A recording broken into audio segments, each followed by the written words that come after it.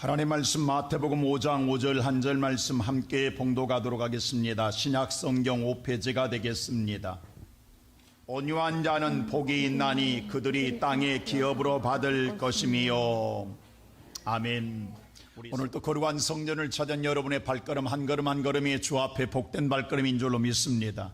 우리가 하나님을 만나기 위해서 하나님 앞에 나가는 우리의 발걸음이 정말 하나님의 인생과 우리 인생을 열어주는 축복의 발걸음이 될 줄로 믿습니다.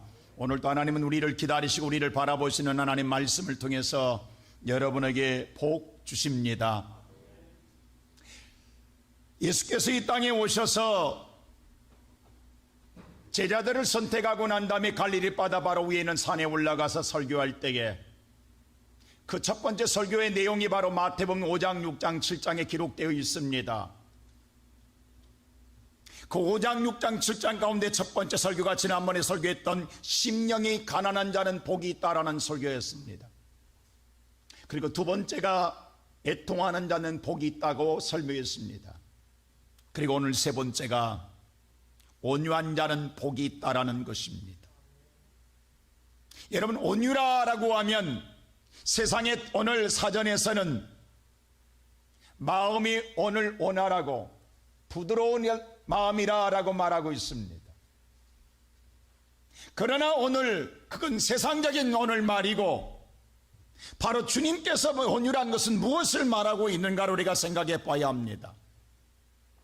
사실 그렇다고 한다면, 그렇게 세상적인 관점으로 보고 있다고 한다면 주님은 온유하고 먼 것 같습니다.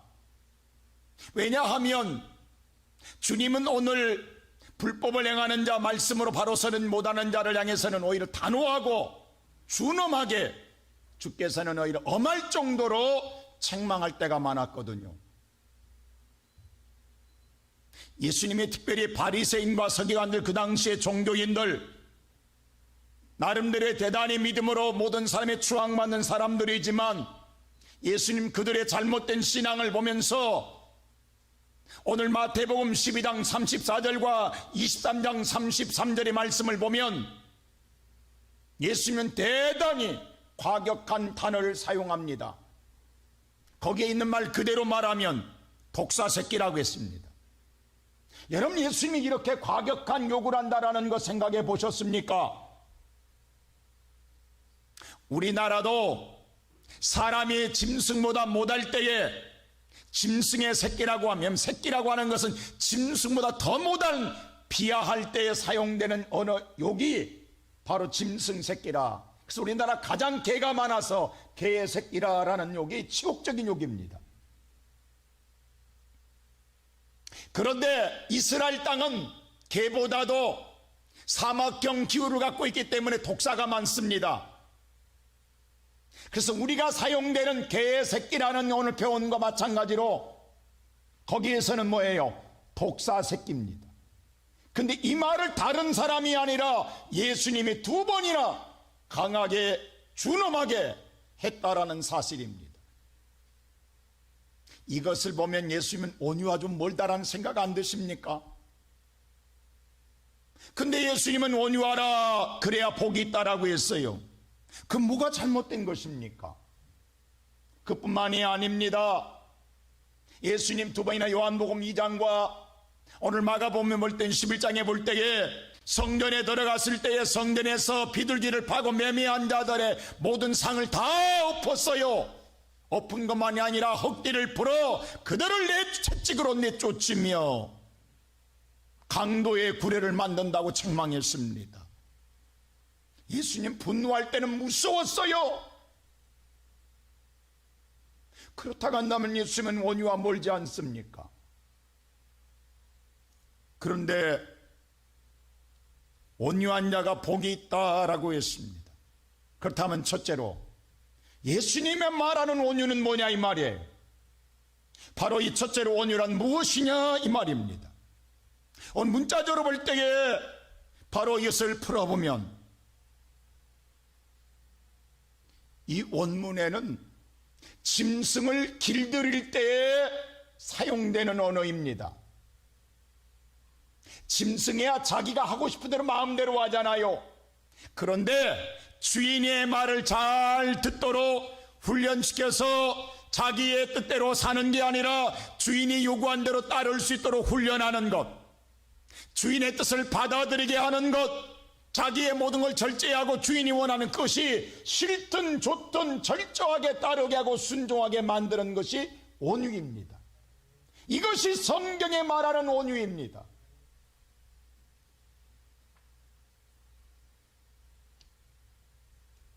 그래서 예수님의 마태복음 11장 29절에 이렇게 말했어요. 나는 마음이 온유하니 너는 겸손하여 나의 멍에를 베고 내게 배우라. 그리하면 너의 마음이 쉼을 얻으리라 했습니다. 예수님 자신을 뭐라고 하냐면 나는 온유하다라는 거예요. 그리고 겸손하다라는, 그럼 너희가 나의 멍에를 메고 너희도 나의 멍에를 메고 배워야 그래야 쉼을 얻는다고 말씀하고 있습니다. 여러분, 여기서 온유라는 건 받아들이는 거예요. 주인의 뜻에 따라 내가 손해가 있을지라도, 내가 해가 있을지라도, 내가 힘들지라도, 고난을 당할지라도, 어려움을 올지라도 그것에 상관하지 아니하고 주인의 뜻이라 한다면 그것을 받아들이는 마음, 영접하는 마음, 그게 바로 온유입니다. 나는 하나님의 뜻에 대하여 받아들이는 마음을 갖고 있다라는 거예요. 이 마음을 너희도 가져야만 너희가 참다운 쉼, 영원한 안식을 누리게 될 것이라고 말씀해 주고 있는 것입니다. 이 시간 예배드리는 사랑하는 성도 여러분, 이 말을 듣고 있자가 나면 우리의 오늘날 살고 있는 현대인에게 있어서는 대단히 거북스러운 말입니다. 요즘 우리가 살고 있는 세상의 사고의식은 적자생존의 엄연한 냉혹한 원리 속에 우리는 살고 있습니다. 그것은 뭐냐 하면 강해야 된다라는 거예요. 왜냐하면 지금은 강자만이 살 수 있는 시대입니다. 남이 어떻게 되든 간 죽든 말든 나만 잘 살면 되는 거예요. 나만 살면 되는 거예요. 그래서 모든 사람이 오직 자기 중심적인 사고를 가지고 여기에 전력을 다하여 모든 것에 삶을 목숨 걸고 살고 있습니다. 세상에서 사람 좋다는 소리 들으면 뭐하냐고요? 오늘 자식과 함께 먹고 살 것이 없으면 누가 그 사람 좋아하냐고요? 세상에서 정말로 성깔이 있더라도 잘 먹고 잘 사는 사람은 돈하는 것 아닙니까? 오히려 그런 사람들을 더 찾고 있지 않습니까? 그런 사람들이 더 잘났다고 말하고 있지 않습니까? 근데 주님은 오늘 그런 우리들의 사고에 향하여 네가 손해날지라도, 네가 힘들지라도, 어려울지라도 하나님의 뜻이라면 받아들이라는 거예요.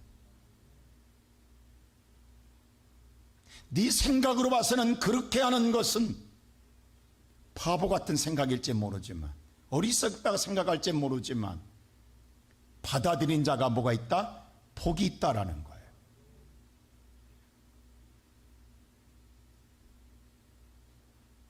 한번 여러분 생각해 보세요.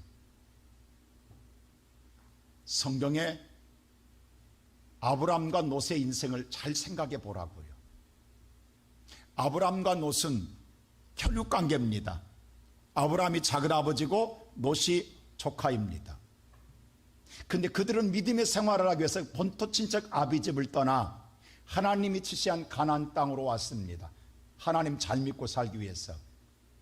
그리고 그들이 어려움 속에서 오늘 그들은 개간해서 오늘 그들은 정말로 서로 도우면서 날마다 생활의 윤택함을 살게 됐어요. 번성하기 시작했습니다.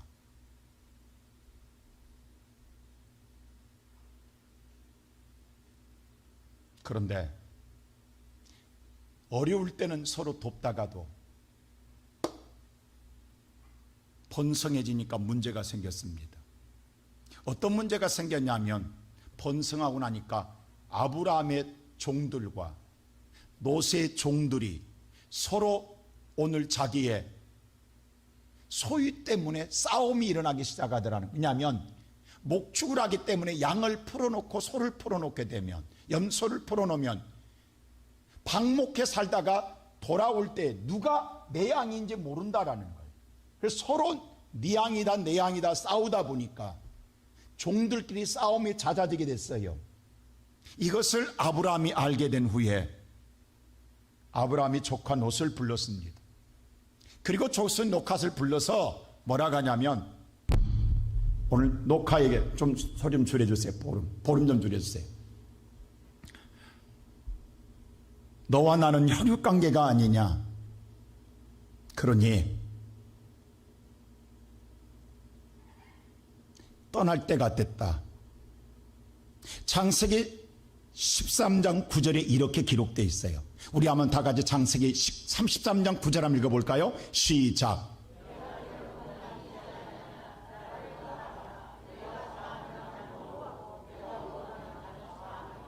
여기 보니까 아브라함 뭐라 하냐면, 너와 나는 혈육관계니 이제 떠날 때가 됐으면 나를 떠나가라. 그 대신 내가 기득권이 내가 갖잡고 너에게 주겠다. 네가 좌를 선택하며 나는 우를 선택하고, 네가 우를 선택하면 나는 좌를 선택하겠다라고 이야기합니다. 여러분, 세상에 이런 바보가 어딨냐고. 먼저 가질 수 있고 좋은 것을 선택할 수 있는 힘과 능력을 가지고 있음에도 아브라함은 그렇게 하지 않았습니다. 아브라함은 조카 롯에게 양보했습니다.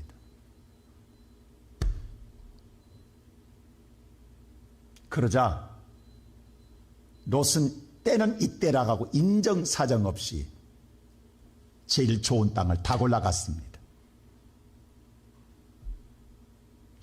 아브라함은 자기가 좋은 것을 선택함이 아니라 자기가 희생할 때 자기는 하나님을 선택한 것으로 만족했습니다.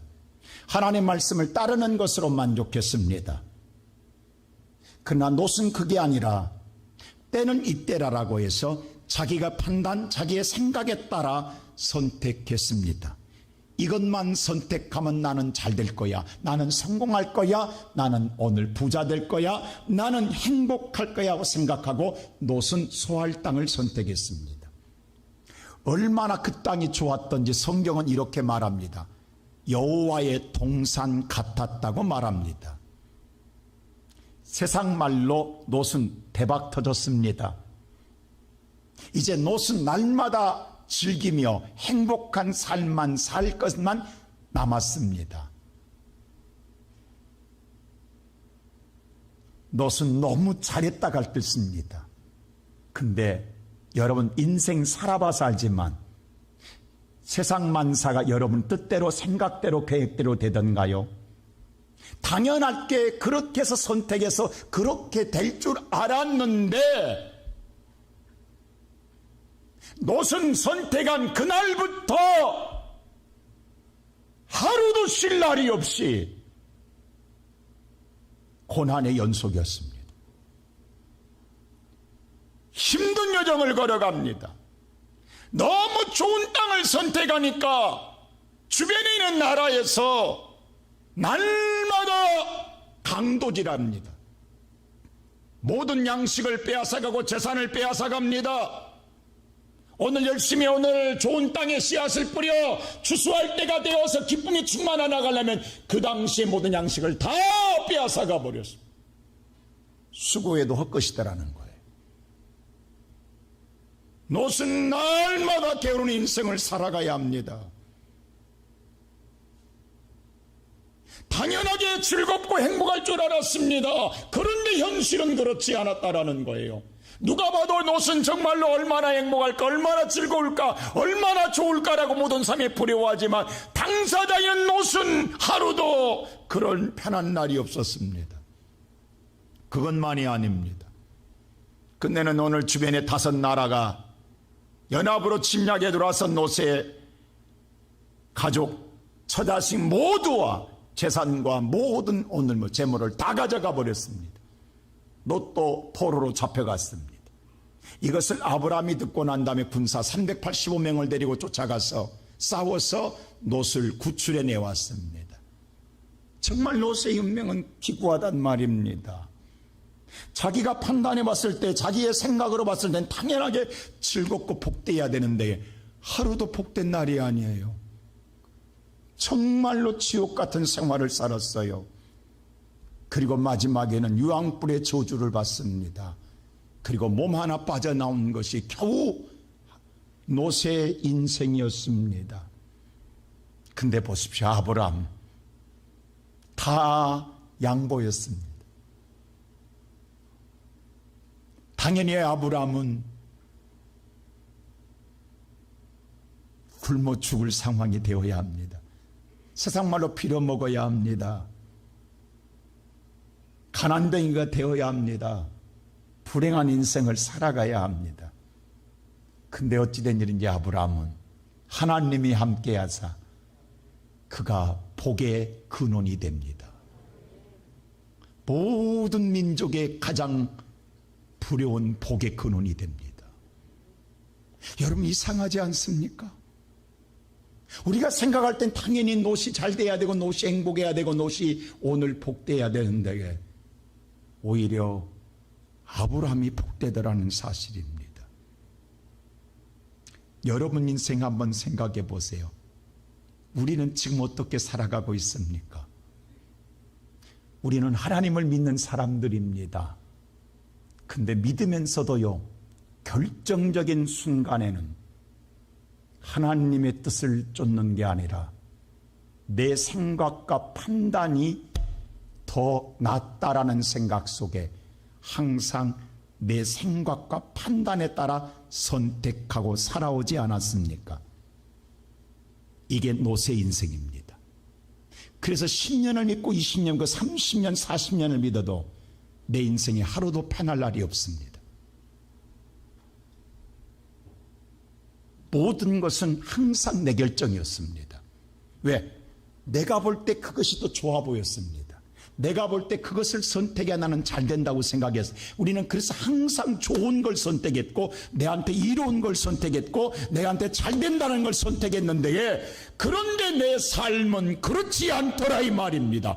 그런데 아직도 그 미래를 버리지 못하고 지금도 오늘도 우리는 하나님의 말씀을 듣지만 하나님의 방법대로 살면 망할 것 같고 하나님의 방법대로 살면 바보 같고 어리석을 것 같아서 결정할 때는 꼭 내 생각대로 돌아간다는 거예요. 언제까지 이렇게 살아야 합니까?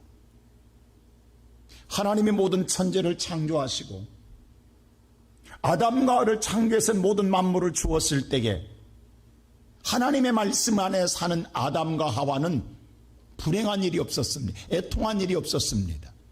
행복한 삶이었고 복된 삶이었습니다. 근데 어느 날 사탄이 아담에게 찾아와서 하와에게 찾아와서 유혹합니다. 하나님 말씀만 따른 것보다는, 생각대로 사는 것보다는 네가 결정하고 네가 판단해서 옳다라는 걸 선택해봐라. 그러면 너는 더 잘 될 거야, 너는 더 복될 거야 라는 말이 귀에 들어오기 시작했습니다. 또 그 말이 맞는 것 같습니다. 그래서 어느 날 하나님이 따먹지 말라라겠습니다. 그런데 자기가 판단해 볼 때는 따먹는 것이 더 행복할 것 같습니다.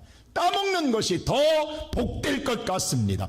그래서 하나님의 말씀으로 사는 것보다는 내 판단과 내 결정에 따라 선택하면 나는 더 복되리라는 생각 속에 선악과를 따 먹었습니다. 근데 먹는 그날 그 순간부터 복이 온 것이 아니라 행복이 오는 것이 아니라 저주가 찾아왔고 불행이 찾아왔습니다. 이것이 오늘 저와 여러분의 마음속에 있는 원죄입니다.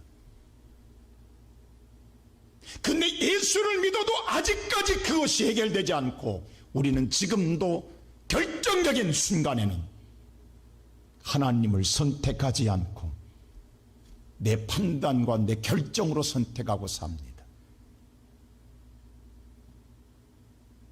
한번 우리 인생을 뒤돌아보시기 바랍니다. 내가 지금 어떻게 살고 있는 것인가? 오늘 이 시간 예배드리는 사랑하는 우리의 시온성교회 성도 여러분, 모든 생각이 다 하나님의 생각은 틀린 것 같고 내 생각이 옳다라는 생각 속에 살아오지는 않았습니까? 여러분, 온유라고 하는 것은 우리가 세상적인 생각은요, 교묘하게 사탄은 오늘 가려놨어요. 온유는 부드러운 마음, 온화한 마음이라는 것으로 감춰놨기 때문에 그래야만 되는 줄 알아요. 그게 아니라 오히려 그렇게 내가 갖추어지면 나는 오히려 교만합니다. 그리고 내 안에 하나님이 없어지는 거예요. 온유란 성격이 아닙니다. 온유라고 하는 것은 하나님의 말씀을 받아들이는 것이 온유입니다.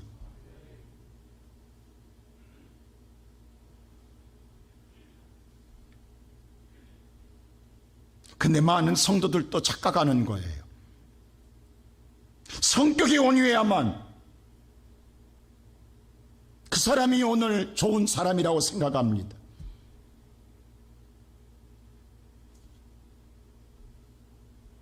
오늘 바리새인과 서기관들은 그 당시에 종교인으로서 세상에 많은 사람이 추앙을 받습니다. 거룩한 사람으로 추앙받습니다. 온유한 사람으로 추앙받습니다. 누가 봐도 그들은 거룩했어요. 그 누가 봐도 온유했어요. 인자였어요.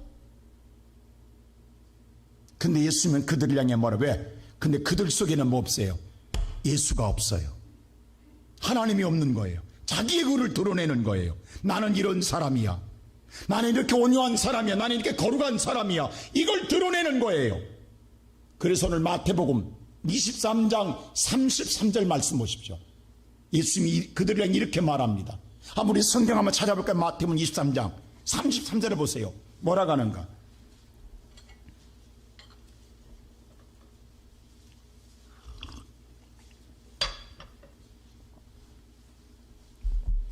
마태복음 23장 33절입니다.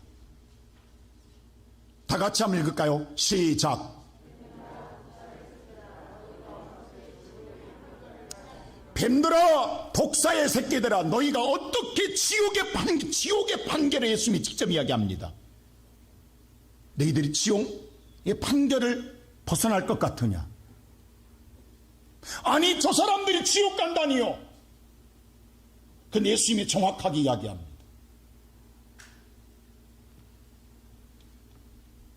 오늘날 세상은 뭐냐면 이런 온유한 은사를 요구하고 있습니다. 그 사람들을 향하여 성자라고 이야기합니다. 온유라고 하는 것으로 포장해 놓았어요. 그리고 그들을 성자라고 이야기해요. 이건 사기입니다. 그 안에 예수가 없고 하나님이 없어요. 자기의 의만 있어요. 그를 향하여 예수님 뭐라 하는, 너희는 독사의 새끼들아, 너희들은 지옥의 판결을 받을 것이라는 거예요. 여러분, 하나님의 교회는 오늘 교회의 세상에 요구하는 건 이런 온유한, 교회 가면 착하고, 교회 가면 오늘 뭐야 온유하고, 교회 가면 오늘 뭐야 성격이 달라지고, 교회 가면 모든 자리 다 바르게, 이것만을 세상은 요구해요. 그래서 거기에 맞추려고 그래요. 우리는 이것은 잘못된 거, 예수를 믿어야 돼요. 우리의 성격으로 구원받는 게 아니에요.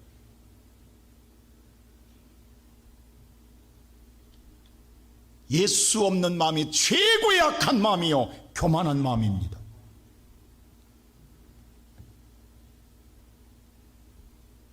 교회는 여러분의 성격을 고쳐주는 교양소가 아닙니다. 교회는 예수 그리스도를 믿게 하는 곳입니다.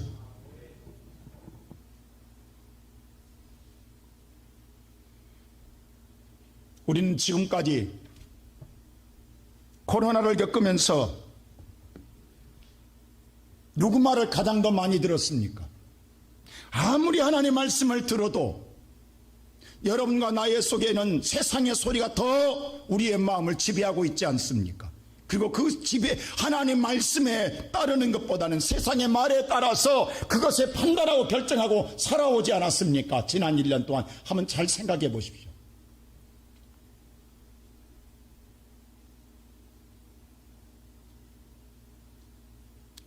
설문조사 했더니 세상에 코로나의 오늘 주범이 교회라고 생각하는 사람이 44.8%래. 2명 중에 1명은 교회가 주범으로 알고 있어. 지금 믿는 사람도 그렇게 생각하고 있는 거예요. 자, 한번 여러분에게 물어보십시다. 예배를 드리며 지난 1년 동안 예배를 드리면서 코로나에 걸렸던 사람이 교회에 몇 명이나 될 것 같아요? 있어요, 없어요? 있어요, 없어요? 없어요? 아니, 예배를 때 교회당 예배를 드림으로 코로나에 걸렸다는 사람이 없어요? 모임을 갖는 이게서 걸린 건 있어요. 그래서 8.2%예요. 예배당 안에서 예배로는 없어요. 단 교육관에 가서 차를 먹고 오늘 교육관에 가서 식사를 하고 대화를 나눠서 오른 건 있다라는 거예요. 그건 인정해요. 그러나 예배는 없어요. 한 명도 없다라 1년 동안에. 근데 우리는 예배당에 가면 예배를 드리러 가면 오염된다라는 생각을 누가 넣냐고. 누구 장난이냐고. 우리는 그 말을 더 믿었잖아요. 또 그 말이 우리의 생각과 사고가 맞잖아요. 하나님의 방법이 아니라 우리는 우리가 선택한 것이 옳다라고 생각하고 있잖아요. 지난 1년 동안 한 명도 없는데 왜 이제서야 발표하냐고. 그것도 조용하게. 왜 그것은 뉴스로 크게 안 나오냐고. 100분 토론에서 이렇게 따져도 그 말은 조용하냐고. 오늘 예배드리는 살아는 성 우리 안에 언제같이 아담과 늑처럼 우리가 노처럼 살게 되면 우리는 하나님을 믿어도 우리는 평생에 고난과 고통의 삶을 벗어나지 못합니다. 포기되지 못합니다. 여러분, 하나님의 말씀이 내가 볼 때에 내 생각으로는 맞지 않습니다. 바보 같고 어리석고 그렇게 믿으면 세상에 뒤처질 것 같고. 그래서 바울이 그랬잖아요. 십자가에서 가르쳐준 성경의 모든 말씀이 세상적으로 보면 미련하게 보이지만 그걸 믿었더니 내게는 능력이 되더라. 우리는 그 능력 때문에 믿는 것 아닙니까? 여러분의 사고와 이성으로 합리적으로 맞기 때문에 믿는 건 믿음이 아니다고. 그 우리는 지금까지도 그 생각을 버리지 못하고 살고 있냐고. 언제까지 이렇게 살 거냐고. 언제까지 이것이 믿는다고 그렇게 믿음으로 여러분 생각하고 살 것이냐고.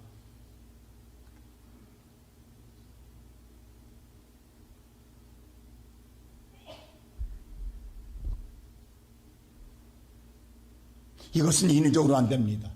그래서 두 번째 우리는 누구를? 예수를 반드시 만나야 됩니다. 만나야만이, 만난 자만이 영접하게 될 줄로 믿습니다. 예수를 만나지 아니하면 우리는 사울처럼 살아요. 여러분, 바울이 사울로 살 때 어떤 삶이었습니까? 사울은요, 자기가 잘 믿는 줄, 하나님을 잘 믿는 줄 알았어요. 자기의 이성과 자기의 판단에 따라 그는 오늘 얼마나 혈기등등했는지 몰라요. 성경은 오늘 사도행전 9장은 이렇게 사울을 말합니다. 사울을 다 같이 하면 9장 1절 시작. 사울이 주의 제자들에게 대하여 여전히 위협과 살기가 등등하여 대제사장이시소. 사울이 얼마나 오늘 위험하고 살기가 등등합니까? 왜? 자기는 자기가 정의로운 사람이 자기가 옳다라는 거예요. 자기가 바르다라는 거예요. 자기가 떳떳하다는 거예요. 근데 그가 다메섹에서 예수를 만나게 됩니다. 자, 9장 3절 한번 보세요. 3절, 9장 3절 다 같이 시작. 사울이 길을 가다가 다메섹에 가까이 이르더니 후련히 하늘로부터 빛이 그를 둘러 비치. 그런 사울에게 하나님의 빛이 임하게 됩니다.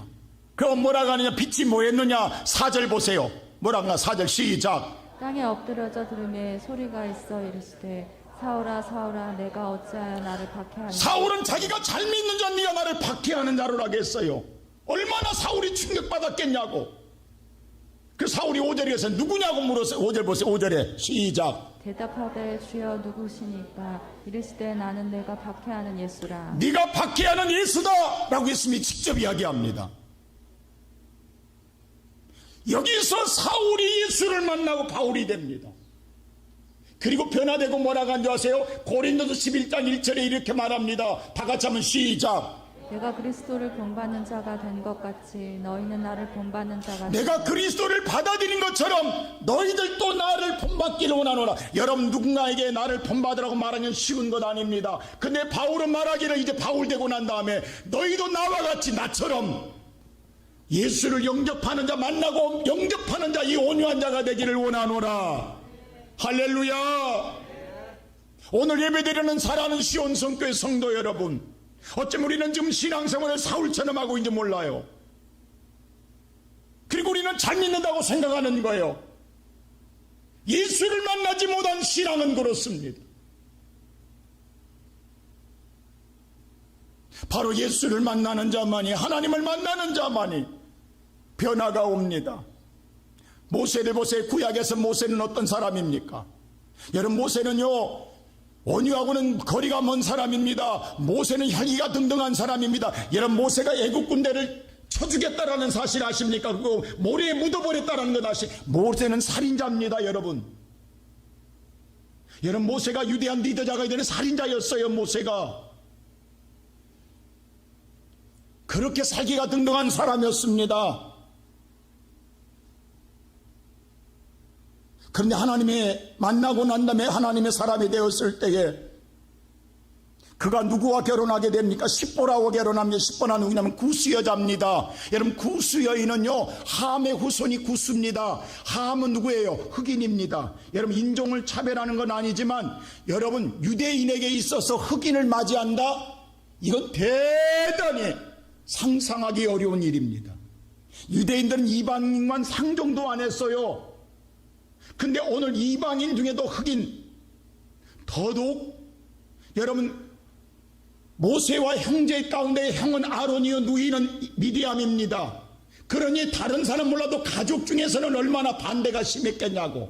그게 옳은 것 아닙니까? 여러분 집에, 여러분의 가정에 누군가가 지금도 여러분 흑인을 데려와서 결혼하겠다면 여러분 쉽게, 그래 박수 사람이 누가 있냐고 한번 다시 생각해 보라 가지. 하지 말라고 권하지 않겠습니까? 그래서 오늘 형인 아론과 미리암이 반대했어요. 오늘 민수기성 12장 1절 보세요. 다 같이 시작. 구스 여자를 취하였더니 그 구스 여자를 취하였으므로 미리암과 아론이 모세를 비방하니. 자, 오늘 자기 누이와 형이 뭐예요? 모세를 비방. 너 죽일 놈, 우리 가문을 먹칠할 일이냐? 누군 줄 알고 있느냐? 그 당시 이방인과 결혼하면요, 버림받은 자입니다. 그뿐만 아니라 2절에 또 뭐라고 한줄 2절 보세요. 2절 시작. 그들이 이르되 여호와께서 모세와만 말씀하셨느냐 우리와도 말씀하지 아니하셨느냐 하매 여호와께서 이 말을 들으시고. 자, 잘 보세요. 오늘 뭐냐면 너만 하나님 믿냐? 나도 하나님 믿는다. 너만 하나님 말씀 듣냐? 나도 듣는다. 네가 하나님의 응답받고 결혼했다고 하지만 너만 응답받냐? 나도 응답받는다. 너만 하나님이 직접 이야기한다. 나도 이야기한다. 계속 좀 말씀 그대로 놔두세요. 자, 무만이 아니 너만 하나님 듣는다. 나도 하나님 듣는다 이 말이에요. 모세만 너만 말씀하시는 하나님이 아니다. 우리도 하나님 말씀해 주신다. 그래서 뭐래? 이것을 누가 듣더라? 여호와께서 이 말을 듣고 있더라. 그자 하나님 보자마자 뭐라? 이 말 듣고 난 다음에 3절 보세요. 하나님 뭐라고 하는가? 시작. 이 사람 모세는 온유함. 자, 하나님 말합니다. 이 사람, 이 모세는 온유함이 지면의 모든 사람보다 더하더라. 하나님이 인정합니다. 무슨 말인 거 아니? 성격이 온유한 게 아니라 이 말입니다. 모세는 내가 원해서 원한 대로 순종했느니라, 따랐느니라, 받아들였느니라. 이건 세상에 누구보다도 할 수 없는 일을 모세는 했다 이 말이에요. 그 말은 무슨 말인가? 모세는 사실 애굽에 있을 때 바로의 공주의 아들로 왕자 노릇했다고.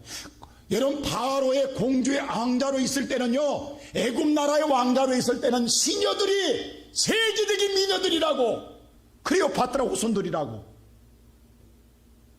세상 말로 쭈쭈빵빵이라고, 그 속에서 살았다고. 수많은 수천 명의 수만 명의 시녀들 진중마님에 살았다고. 모세가, 그런 모세가 흑인이 여자가 눈에 들어오겠냐고. 다른 사람도 몰라도 모세는 안 그래요? 생각해 보세요. 아니, 모세도 인간인데 지난날 과거에 정말로 세계의 모든 미녀 탐호하는 자기 시녀로 데리고 있었는데, 그런 모세가 흑인 여자하고 결혼한다고요? 근데 누가 하게 했다라는 거예요, 그게. 하나님이. 왜 했을까요? 근데 모세는 자기의 모든 걸 다 포기하고 그 일에 순종했다라는 거예요. 그래서 온유하다라는 거예요. 받아들였다. 왜? 장차 하나님은, 너희들은 유대인들은 생각할 때 자기들만 하나님의 구원받는 줄 알아요. 자기들만 하나님의 선택한 줄 알아요. 그런데 하나님은 그게 아니라 이방인도 구원의 역사를 이루는 걸 가르쳐주고 싶은 거예요. 그게 장차 올 예수 그리스도의 그림자야. 여러분, 출애굽할 때에 유대인만 출애굽한 게 아닙니다. 애굽에서 나올 때 유대인만 나온 게 아니에요. 이방인의 종들도 함께 나왔어요. 성경에 보세요. 유대인들만 구원해 준 것 아니에요. 하나님께서. 하나님의 구원은 이스라엘 백성만 구원함이 아니라 전 인류의 모든 백성들을 구원하는 줄 믿습니다. 그래서 오늘 예수님께서는 뭐예요? 바로 사람 취급하는 사마리아인에게 찾아가는 거예요. 그래서 유대인들이 난리 난 거예요. 예수를 죽이는 거예요. 그리고 뭐예요? 그들이 잘못된 데가 있어 오늘 그 즉시 미리암이 얼굴에 나병이 생겨불잖아요. 문둥병이 발하잖아요. 하나님이. 오늘 이 시간에 살아가는 성도 여러분, 아니 우리 다 좋은 걸 선택하고 좋은 여자하고 결혼하고 싶지 누가 그런 여자하고 결혼하고 싶겠냐고. 근데 하나님의 뜻을 받아들였기 때문에 모세는 말없이 보라고 결혼한단 말이에요. 하나님 뭐라고 그래요? 그는 지면에 가장 온유한 자이니라. 오늘 이 시간에 살아가는 성도 여러분, 지금까지 신앙생활 어떻게 했어요? 만약 여러분에게 이런 현실이 주어진다면 여러분 쉽게 아멘하고 받아들였겠습니까? 하나님 왜 하필이면 납니까? 난 못합니다. 내 인생 망치려고 하십니까? 하나님? 하고 우리는 하나님을 거절하고 나는 돌아섰을 것입니다. 우리는 그렇게 지금까지 살아온 점은, 그래서 여러분 행복하셨습니까? 그래서 여러분들 잘 되셨습니까?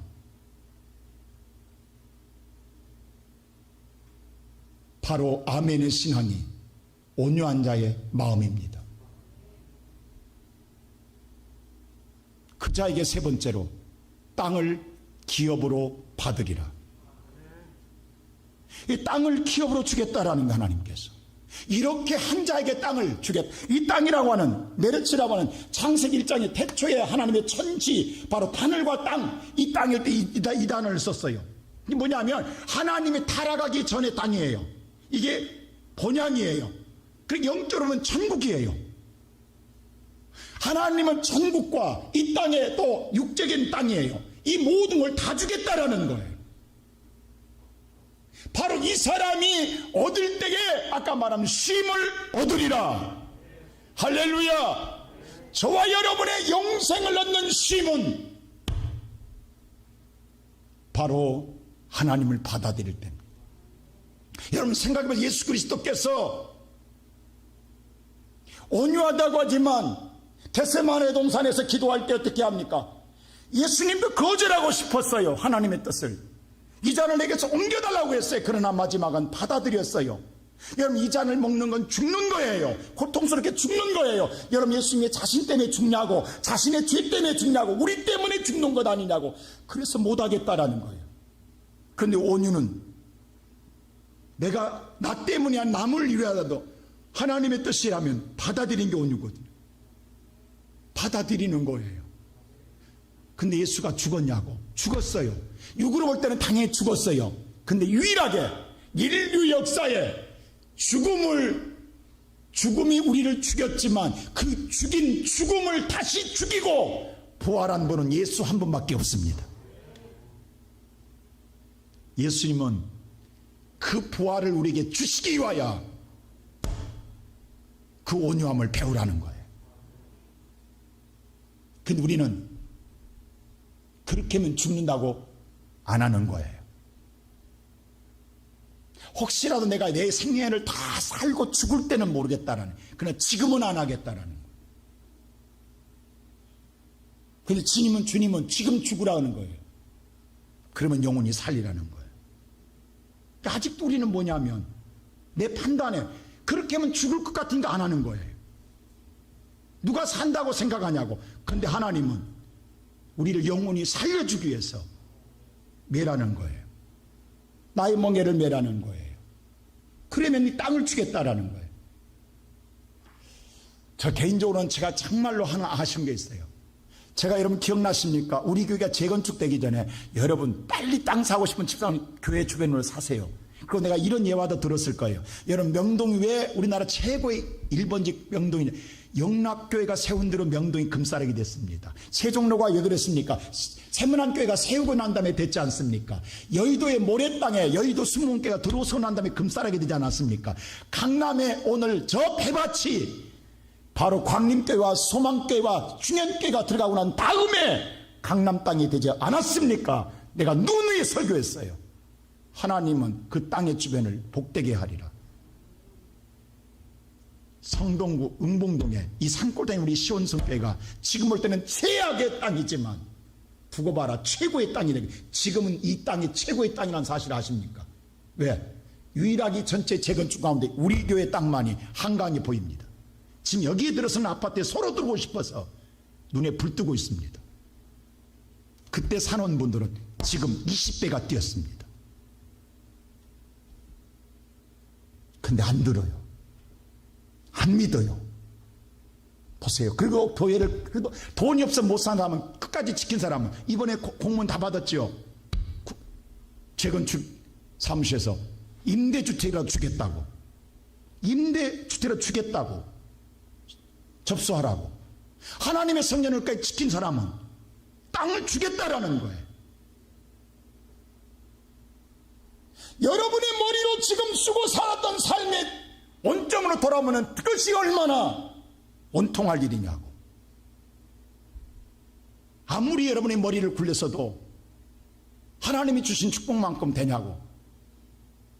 왜 우리는 그것을 자꾸 우리 머리로 믿으려고 하냐고. 하나님 말씀대로 받아들이면 땅을 차지하지 못하겠는데 하나님 말씀은 살아있잖아요. 근데 왜 여러분의 생각이 옳다고 생각하고 결정하냐고. 내가 그렇게도 원통하게 아깝게도 안 듣냐고. 언제까지 우리가 믿음의 성원을 이렇게 하시렵니까? 제가 오늘 이 설교를 들으면서 나도 단호하고 싶어요. 준엄하고 싶을 때도 있는 거예요. 이렇게 신앙생활하다가 정말로 오늘 바리새인처럼 믿다가 네 지옥의 심판을 면하겠느냐 라고 한다고 하면 어떡하시겠냐고. 나는 그래 이 코로나하고 이제라도 여러분 지난 1년을 겪어봐서 알잖아요. 코로나 끝나고 하나님 어떻게 축복할지 아시겠습니까? 여러분 세상 소리 좀 제발 유튜브나 해서 그만 들으라. 뉴스 그만 들으라고. 하나님 말씀을 믿으라고. 하나님 말씀만이 여러분의 영혼을 살린다고. 세상에 바보라기도 좋아요. 여러분 오늘 이 자리에 있어 절대로 진짜 1년 동안 코로나 안 걸렸다고 하잖아요. 국가에서. 우리나라 8만 교회에서 한 금이도 없다라고 하잖아요. 그럼 지금까지 뭐 했냐? 우리는 뭔 소리 들었냐고. 지금까지 교회 발 소리는 뭐냐고. 근데 왜 국가가 인자서 이야기하냐고.